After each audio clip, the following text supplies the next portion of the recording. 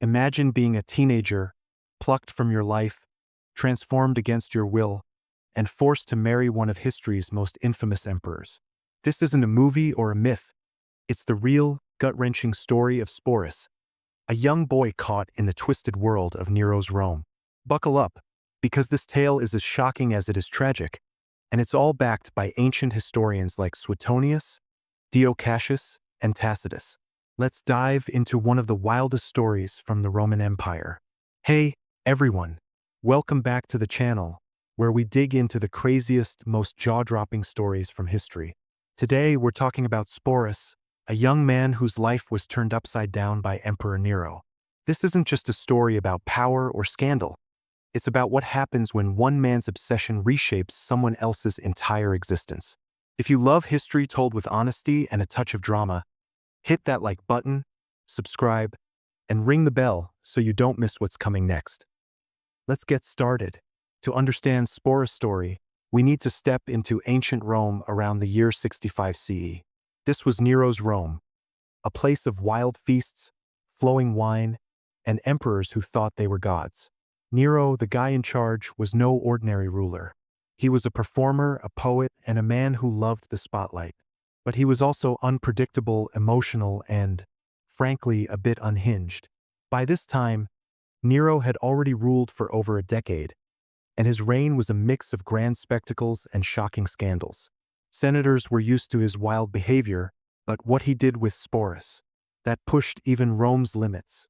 Rome back then was a city where power meant everything.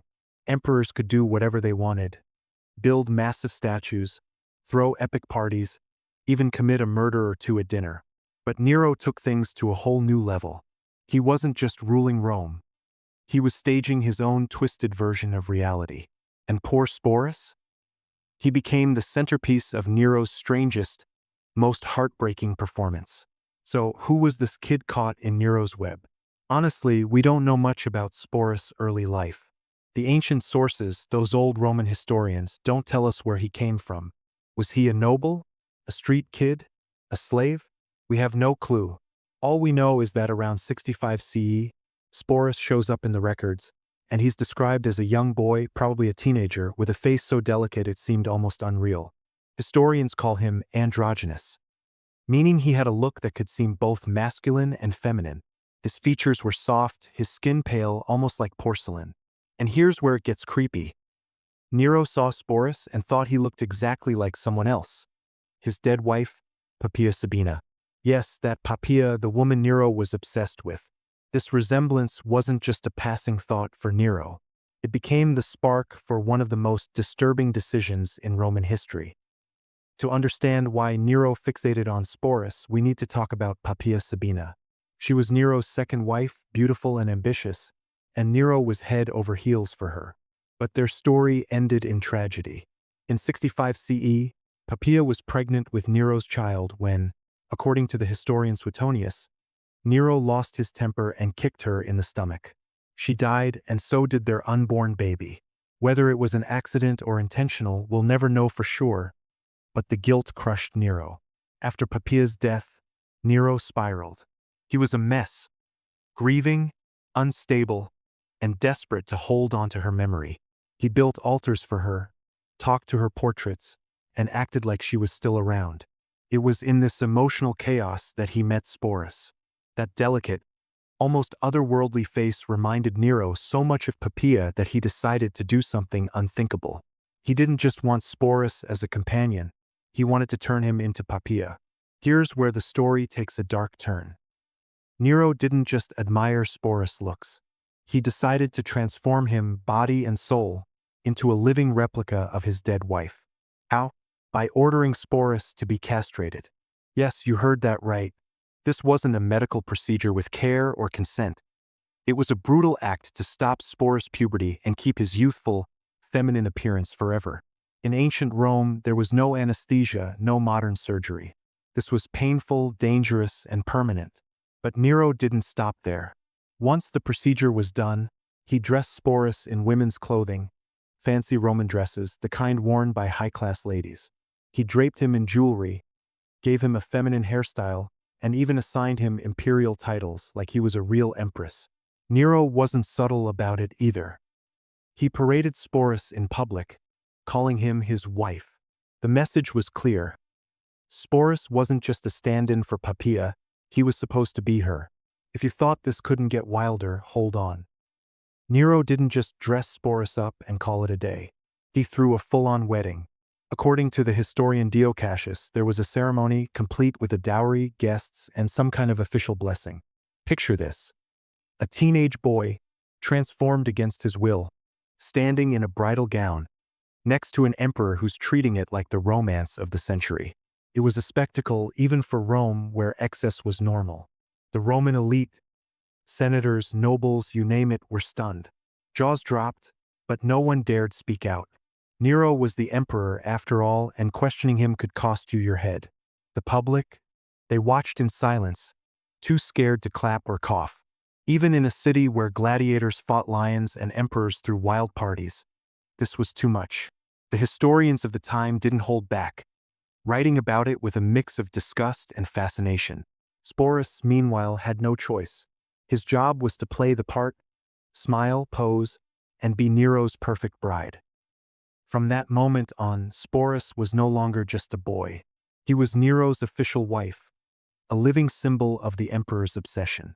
He wasn't allowed to speak out or act like himself. His role was to be Poppaea, to stand by Nero's side, looking beautiful and staying silent.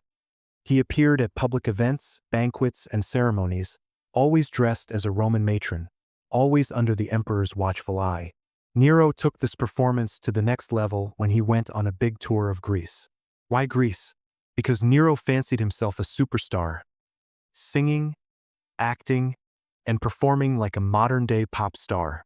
Sporus went with him, dressed in elegant robes, a veil covering his face, surrounded by a group of women like a proper empress.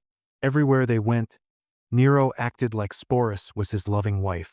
But behind the makeup, the dresses, and the jewels was a teenager trapped in a role he didn't choose. The historians are blunt about it. This wasn't love. It wasn't a partnership. It was Nero's way of dealing with his grief and guilt over Poppaea's death. Sporus was a prop, a human canvas for Nero's broken emotions. He wasn't a person to Nero, he was a way to bring Poppaea back, or at least pretend she was still there. You might be thinking, okay, Rome was wild. Why was this such a big deal? Here's the thing. Rome was okay with a lot of things we'd find shocking today. Relationships between men, pretty common. Extravagant parties, everyday stuff. But what Nero did with Sporus crossed a line. It wasn't just about two men, it was about power. Nero took a human being, changed his body, his identity, and his life all to fit a fantasy. It was an abuse of power so blatant that even the Romans, who were used to emperors acting like gods, couldn't stomach it. The Senate didn't dare challenge Nero openly, but they whispered about it. The historians wrote it down with sharp words, calling it unnatural and disturbing. The people of Rome? They didn't cheer or protest. They just watched, frozen, as the strange imperial couple walked by. Sporus' silence said it all. He wasn't allowed to speak, to object, or to be himself. His entire existence was shaped by Nero's will. Here's the hardest part of the story. We don't know Sporus' thoughts or feelings. The ancient texts don't give us a single quote from him, not one moment where he speaks for himself.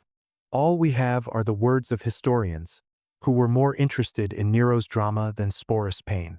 Was he terrified? Angry? Resigned? Did he ever try to resist? We'll never know. His voice was erased just like his identity. Some modern scholars suggest Sporus might have gotten some perks. Fancy clothes, a place in the palace, maybe even protection. But let's be real, those aren't privileges. Being forced to undergo a painful procedure, dressed up as someone else, and paraded as an emperor's trophy isn't a reward. It's violence. Sporus was a victim of Nero's absolute power, trapped in a role he couldn't escape. His life wasn't his own. It belonged to Nero's fantasy. By 68 CE, Nero's world was falling apart. His wild spending, crazy performances, and brutal acts turned everyone against him. The provinces rebelled, the armies stopped listening, and the Senate finally had enough. Nero, the emperor who thought he was untouchable, became a fugitive. And Sporus? He was still there, by Nero's side, playing the role of the loyal wife even as the empire crumbled. The end came fast. Nero, cornered and out of options, decided to take his own life rather than face capture. The historians paint a dramatic scene. Nero, shaking, holding a dagger, too scared to do it alone. Some say Sporus was there, watching, maybe even crying as Nero stabbed himself in the neck with help from a slave. Whether Sporus was grieving or just overwhelmed, we don't know. But one thing is clear. When Nero died, Sporus' role as empress died with him. With Nero gone, Rome moved on quickly. A new emperor, Galba, took over, promising to clean up Nero's mess. For Galba, Sporus was a problem, a living reminder of Nero's excesses. The new regime didn't want anything tied to the old emperor, especially not someone like Sporus, who symbolized everything that went wrong. According to Dio Cassius, Sporus was forced to take his own life. Why? Officially, it was because he was part of Nero's decadent court. But the real reason was simpler. Sporus was an embarrassment, a walking symbol of Nero's madness. Rome wanted to forget him just like they wanted to forget Nero. There were no grand speeches, no memorials, no tears for Sporus. His life ended as quietly as it was lived, without a voice, without a choice. Sporus' story isn't just a wild tale from ancient Rome. It's a window into what absolute power can do. Nero didn't just rule an empire, he tried to reshape reality itself, turning a boy into a symbol, a living statue of his lost love. Sporus wasn't a partner or a lover. He was a project, a victim of a system where one man's whim was law. This story also makes us think about the people history forgets. Sporus wasn't a senator or a general. He didn't write books or build monuments. But his silence speaks louder than any speech. He represents everyone whose voice was stolen by those in power, whose lives were shaped by someone else's desires. His story is a reminder that even in the grand drama of empires, the human cost is real. Today, some people look at Sporus' story and see connections to modern debates about identity, gender, or power. But we have to be careful. Sporus didn't choose his transformation, it was forced on him. His story isn't about self-expression. It's about control, about what happens when someone with unlimited power decides who you are. Trying to fit his life into today's categories risks missing the point. Sporus was a victim of his time, caught in a world where emperors could rewrite lives with a single command. Sporus' story is haunting because it's true. It's not a myth or a legend. It's a real chapter from history, written in the words of ancient scholars. It forces us to face the dark side of power and the people it leaves behind. Sporus didn't get to tell his story, but we can keep it alive by talking about it, by remembering him not as Nero's creation, but as a person who deserved better. What do you think? Was Sporus just a victim of Nero's madness? Or does his story reveal something deeper about the Roman Empire? Drop your thoughts in the comments below. I read every single one. If you found this story as gripping as I did, give this video a thumbs up, share it with a friend, and subscribe for more history told straight, no fluff. Hit that bell so you don't miss our next deep dive into the past. We've got so many more stories to uncover, and I can't wait to share them with you. Thanks for watching, and I'll see you in the next one.